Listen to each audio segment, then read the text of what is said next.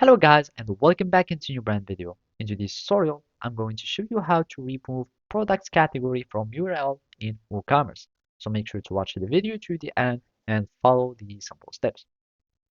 So basically, all you need to do is just to go to the WordPress settings so we can start changing the URL form or the URL structure in our WordPress settings. So simply go to settings here, and after that you will need to go to permalinks. So basically it depends on your permalinks. You might have, for example, a plain permalink or a day in name or whatever you like. And for example, I'm just going to use the post name as permalink.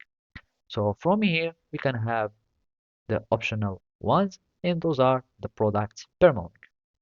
So simply from here you can choose either you can have a shop base permalink or a shop base with category.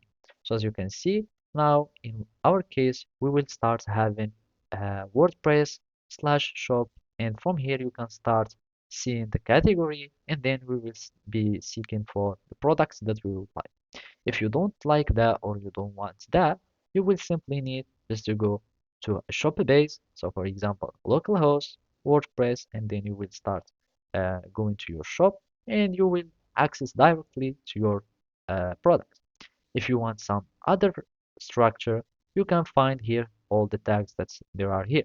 So you can find the category by author. You can have other things or other structure that you can start using.